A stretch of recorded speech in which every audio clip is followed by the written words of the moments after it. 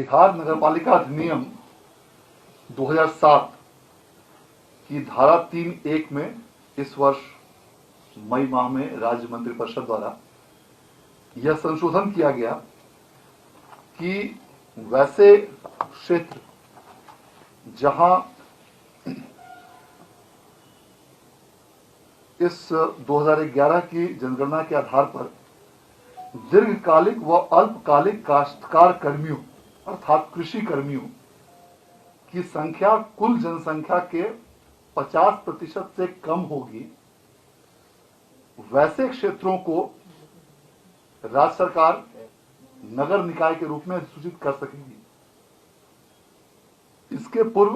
यह संख्या, इस अधिनियम में संशोधन होने के पूर्व यह संख्या 75% निर्धारित थी और आंकड़े भी अलग थे। इस अधिनियम में संशोधन होने के उपरांत राज्य के विभिन्न जिलों से नए नगर निकायों के गठन के प्रस्ताव और पुराने वर्तमान में मौजूद नगर निकायों के उत्क्रमण के प्रस्ताव की मांग विभाग द्वारा की गई थी। इन प्रस्तावों की समीक्षा विभाग स्तर पर की गई और उसके पश्चात सभी जिलों से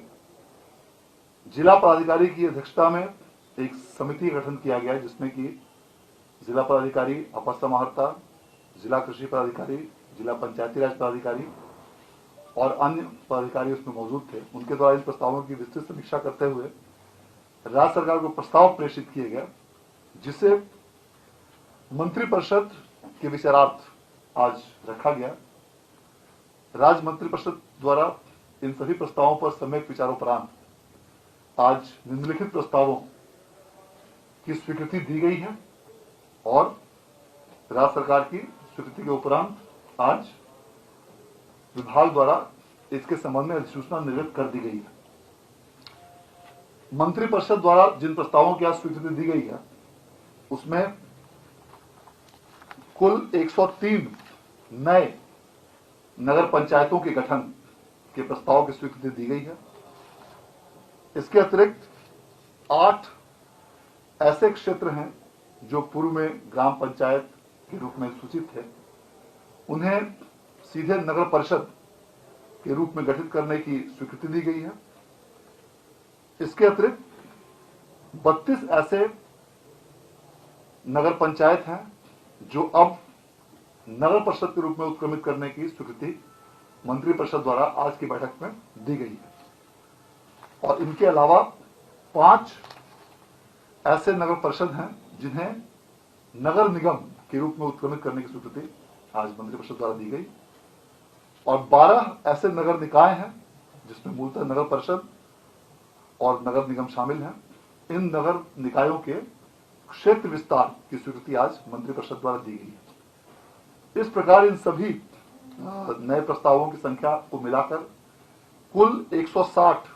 ऐसे प्रस्तावों की स्वीकृति आज राज्य मंत्रिपरिषद द्वारा दी गई, जिसकी आलोक में अधिसूचना विभाग द्वारा निर्गत कर दी गई है। इन नगर निकायों के गठन होने के फलस्वरूप इन क्षेत्रों में जो अभी तक गांव के रूप में ग्राम पंचायत का भाग थे, अब इस मंत्रिपरिषद की स्वीकृति के उपरांत उसकी आज अधिसूचना निर्गत की गई और इसे अखबारों में प्रकाशित करके आपत्ति आमंत्रित किए जाएंगे।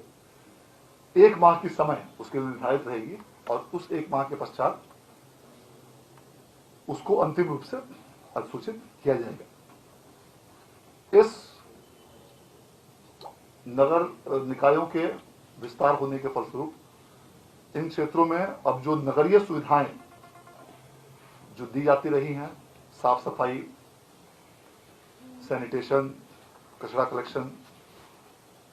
स्ट्रीट लाइट, ड्रेनेज, पार्क, सामुदायिक भवन, ये वैसी सुविधाएं जो पूर्व में शहरी क्षेत्रों में दी जाती रही हैं, अब इन नवगठित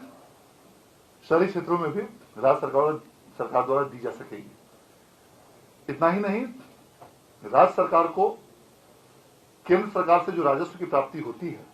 ग्राम पंचायतों और नगर निकायों की आबादी और संख्या के अनुसार, उसमें भी अब वृद्धि होगी, क्योंकि शहरी क्षेत्रों में केंद्रीय वित्त आयोग की अनुशंसाओं के आलोक में ग्रामीण क्षेत्रों की तुलना में ज्यादा राशि दी जाती है, तो राज्य सरकार के संसाधनों में वृद्धि होगी, राजस्व की प्राप्ति होगी और इन क्षेत्रों को अब नगर के रूप में, शहरी क्षेत्रों के रूप में विकसित किया जा सकेगा। इस प्रकार आज राज्य मंत्रिपरिषद द्वारा